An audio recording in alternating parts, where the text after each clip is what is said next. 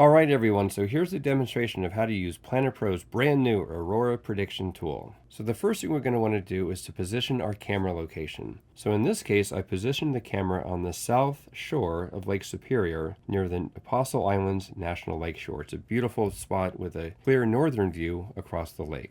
The next thing we want to do is to choose the Aurora Simulation tool, and to do that, we swipe down to access the ephemeris features, and we choose the Aurora Simulation tool right here. So we're just going to tap on it like this.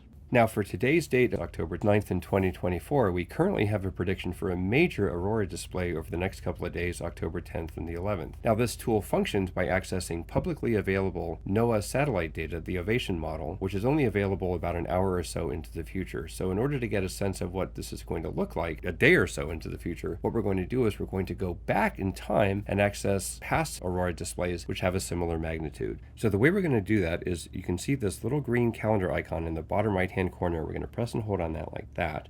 It's going to bring up our calendar of important dates, but if you look carefully down here at the bottom right, you can see there's a new Aurora calendar right just there. We're going to tap on that, and you can now see the different Aurora predictions, or the different KP levels for today's date, and again for tomorrow and Friday, strong displays, as well as in the past. Now, because this particular tool accesses data which is only valid an hour or so in the future, how are we going to get our simulation for tomorrow or the next day? Super easy. All we need to do is to go back into the past. Here's September 12th with another pretty significant display, and we're going to select this date. The data in the Aurora app right now, the Aurora tool right now, only goes back as far as August of 18th of 2024. So, it's a brand new app, brand new capability, but that's where we are. So let's pick the 12th of September. Boom, did that. Everything's loading in. We can now go back to the Aurora display, and we can take a look at you can see first of all, you can see the different KP levels corresponding to that showing up here in the bottom. Let's go right here in the early morning of the 12th. And when we take a look at our virtual viewfinder, there it is, our beautiful Aurora display. This is for an 8mm lens. We can increase the focal length to, let's say, 14mm.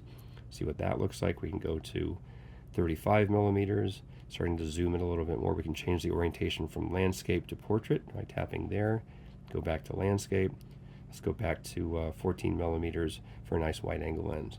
And you can kind of get a sense of how that display is going to build and recede for the different KP levels. And so here's a nice comparison from just a few days ago by Carrie Ann Leckie Hepburn, which shows what she observed with her Aurora photography and experience, along with the predictions from the app. So that's a quick demonstration on how to use this app. I hope you have good success in the upcoming days and you have dark, clear nights filled with the Aurora. Take care.